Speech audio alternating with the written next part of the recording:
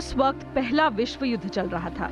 पूरी दुनिया के लिए उथल पुथल का दौर था और ठीक उसी वक्त चंपारण भी भीतर ही भीतर सुलग रहा था। वर्षों से गरीबी और मजबूरी की मार झेल रहे किसानों के लिए अब कुछ भी सहना बेहद मुश्किल हो गया। नील की खेती से वो तबाह हो गए, लेकिन नील की खेती उनकी मजबूरी थी। अंग्रेजों ने 3 कठिया व्यवस्था लागू कर दी थी, जिसके तहत 1 बीघे में से 3 कट्ठे जमीन पर नील की खेती अनिवार्य कर दी गई। मुश्किलों की शुरुआत यहीं से हुई।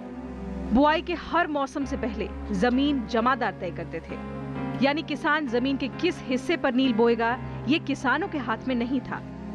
फसल की कीमत बेहद कम होती थी। प्रति बीघा 19 रुपए भुगतान का नियम था, लेकिन वो भी किसानों को नहीं मिलता था।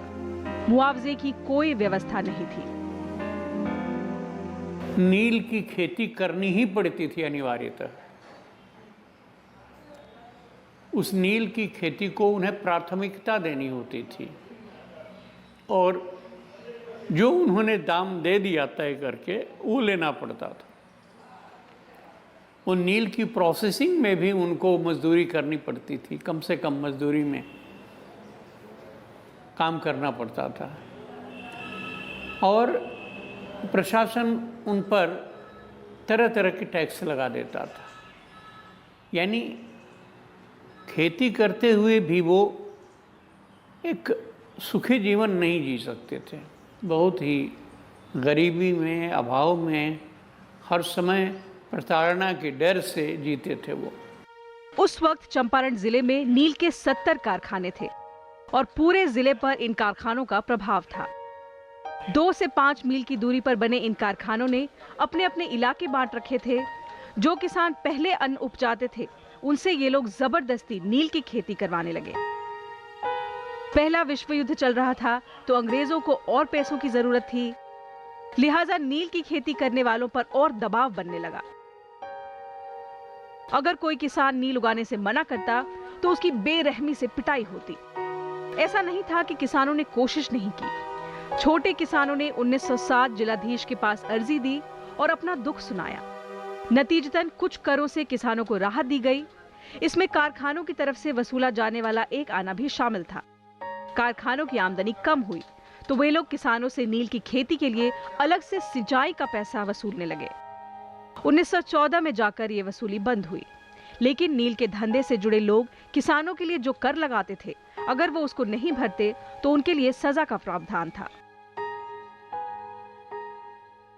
काम कहाँ से शुरू हो, क्योंकि देश तो बहुत कम जानते हैं वो।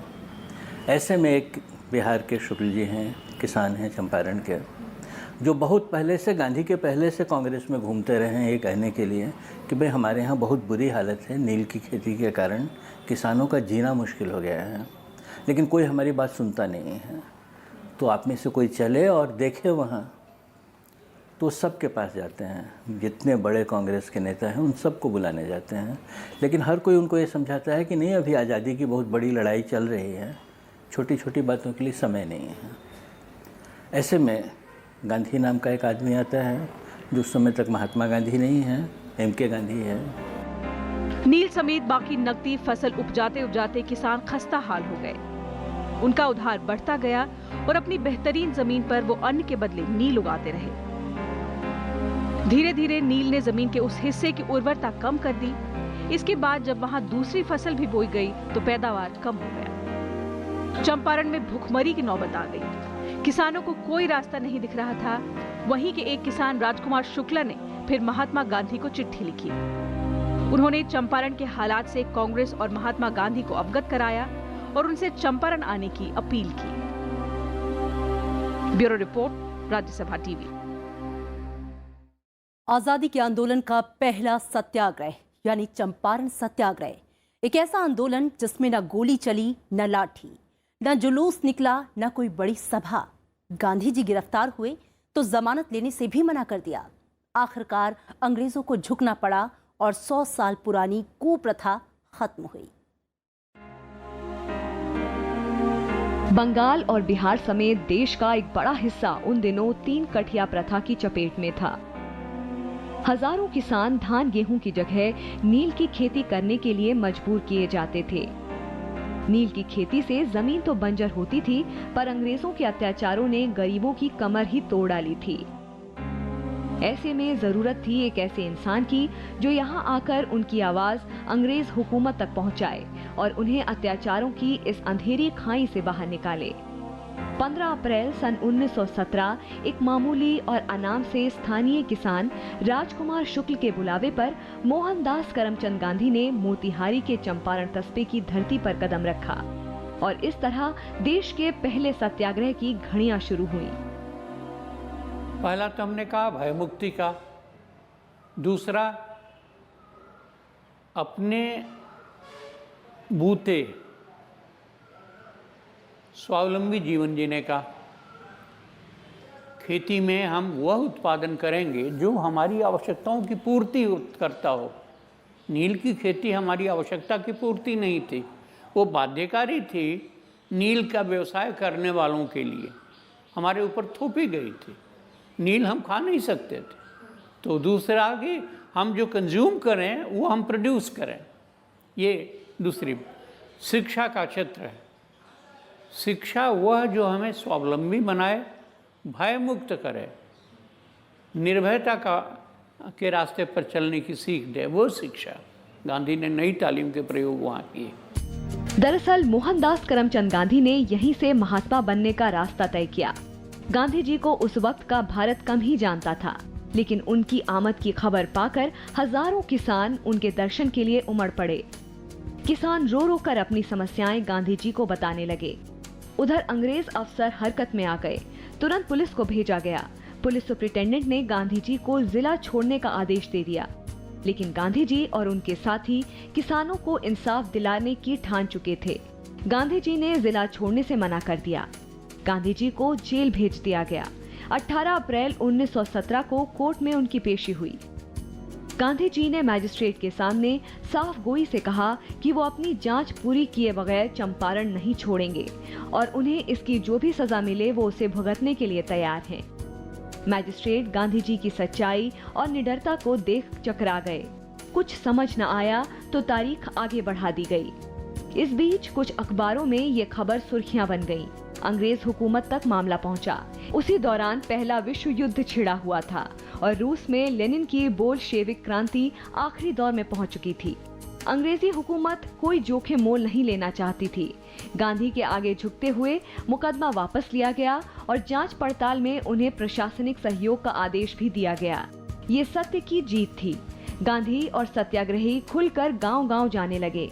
गांधी जी अपने सत्याग्रह में कोई राजनीति नहीं चाहते थे।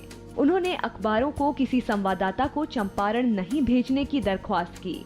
इस दौरान 5000 से ज्यादा रियायतों के बयान दर्ज हुए। चंपारण सत्याग्रह की दूसरी सबसे बड़ी जीत तब हुई जब प्रांतीय सरकार ने भी किसानों पर अत्याचार पर जांच समिति बना दी। ये थी चंपारण एग्रेरियन कमेटी। गांधी जी को समिति में जगह मिली।